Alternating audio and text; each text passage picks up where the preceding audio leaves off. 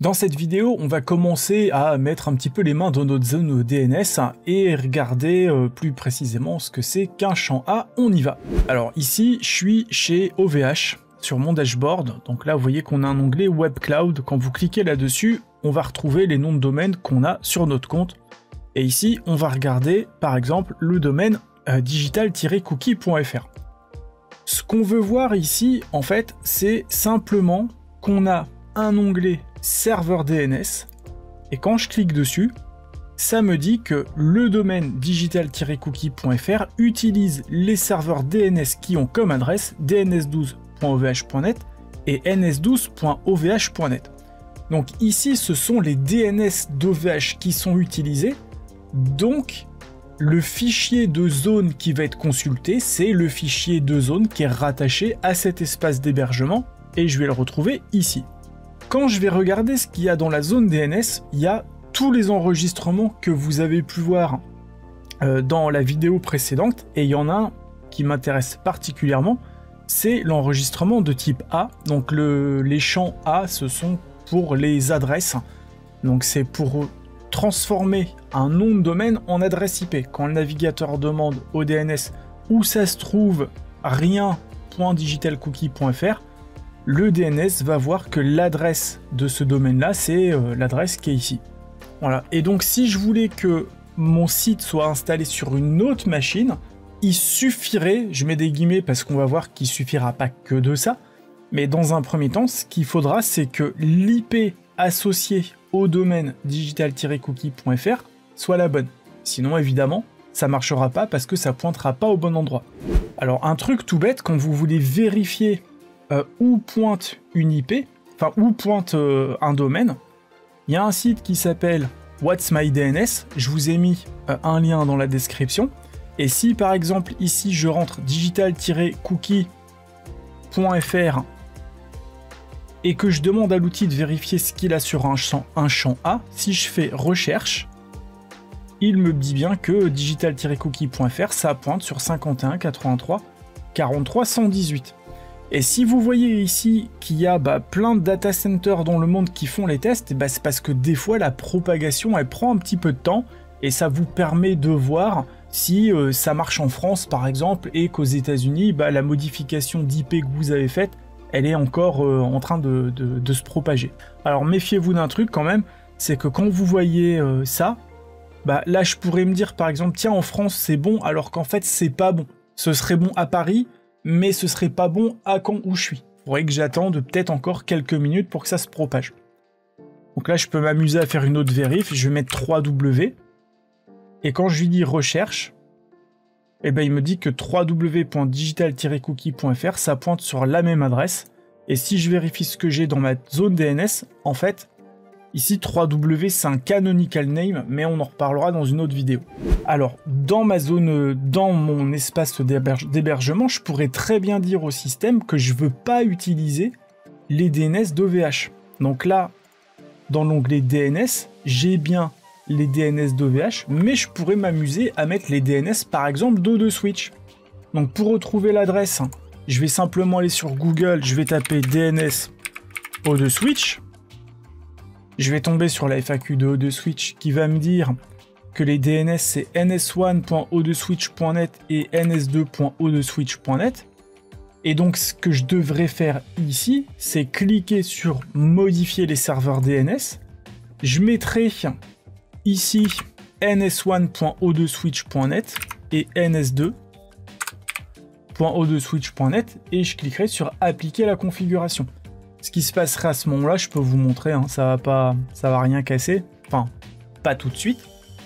Il va me dire ici que DNS12 et NS12 d'OVH.net, ils sont en cours de suppression et que la migration vers le serveur de nom de domaine d'O2Switch est dans les tuyaux. C'est en cours. Là, ça va prendre plusieurs heures, donc vous pouvez faire ça le soir et revenir le lendemain matin parce que ça va pas se faire en 5 minutes. Donc ici, je vais réinitialiser les serveurs, je vais supprimer ma modif. Mais si je faisais ça, si je décidais de passer sur les noms de domaine, sur les DNS d'O2Switch, il faudrait que j'édite ma zone DNS chez O2Switch. et pas chez OVH. Et c'est ce qu'on va regarder tout de suite. Alors ici, je me suis mis sur mon cPanel O2Switch. Et quand je vais dans domaine configuré, j'ai ajouté mon domaine digital-cookie.fr. Il n'y a rien de compliqué, vous mettez juste le nouveau domaine ici, vous cliquez à côté, voilà, vous faites ajouter un domaine, et le domaine il va bien être listé dans les domaines qui sont rattachés à votre instance d'hébergement. Maintenant, quand je vais me rendre dans domaine zone editor, je vais bien retrouver mon domaine digital-cookie.fr, et si je vais cliquer sur gérer, je vais avoir une autre zone DNS qui sera la zone DNS du DNS d'O2Switch pour le domaine digital-cookie.fr. Et donc là, je pourrais m'amuser à changer les enregistrements pour par exemple mettre une adresse IP qui est chez O2Switch sur une de mes machines, comme ça le site il serait hébergé chez O2Switch et non plus chez OVH.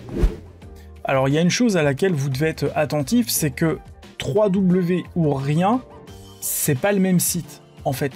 Et techniquement parlant, sur un domaine, vous pourriez mettre autant de sous-domaines que vous voulez. Donc par exemple www.digital-cookie-demo.fr ou tartonpion.digital-cookie-demo.fr. Ce truc de 3W ou pas 3W, en fait c'est une convention. Il y a un mec un jour qui s'est dit ouais vas-y mets 3W avant les noms de domaine, ça fait hyper cool, le World Wide Web c'est moderne, tatati tatatat. Et en fait techniquement ça change rien. Il faut juste que votre domaine pointe vers une adresse IP et on va devoir configurer ce qu'on appelle un virtual host pour que le site il fonctionne. Donc c'est ce qu'on va regarder tout de suite. Je vous ai donné deux petits exemples très rapides. Donc là, je suis sur mon domaine de test qui est sur digital-cookie-demo.fr et vous voyez que j'ai un enregistrement de type A qui pointe sur l'adresse 51, 83, etc. Ça, c'est pas un serveur O2Switch, mais c'est juste pour que vous compreniez un petit peu le principe. Là, c'est le FTP du serveur en question. Donc, je vous renvoie à la formation sur la mise en place d'un serveur. Et là-dedans, il y a les sites que j'ai déclarés et que j'ai installés sur ce serveur.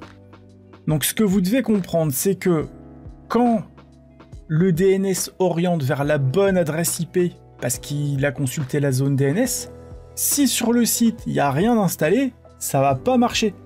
Il faut que quelque part dans votre système informatique, il y ait un fichier qu'on appelle un virtual host qui dise eh ben, tel site on l'a bien et son dossier racine c'est tel dossier. Et donc c'est ce qu'on va regarder ici. Donc là c'est sur un serveur Nginx. Si vous êtes sur un hébergeur comme O2Switch, vous n'aurez pas à gérer tous ces trucs là. Enfin, vous le gérerez en faisant ajouter un domaine et puis ça se fera en tâche de fond, mais voilà, vous aurez pas, ce sera pas aussi technique entre guillemets. Voilà, ce que je veux juste vous montrer, c'est que ici dans ce fichier, je dis au serveur que j'ai un site qui va s'appeler digital-cookie-demo.fr, server name digital-cookie-demo.fr, blablabla, et je lui dis la racine du site, c'est dans var www.digital-cookie-demo.fr/htdocs. Dans ce dossier-là,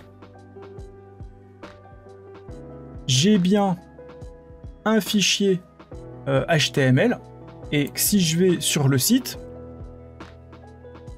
voilà ce que je vois.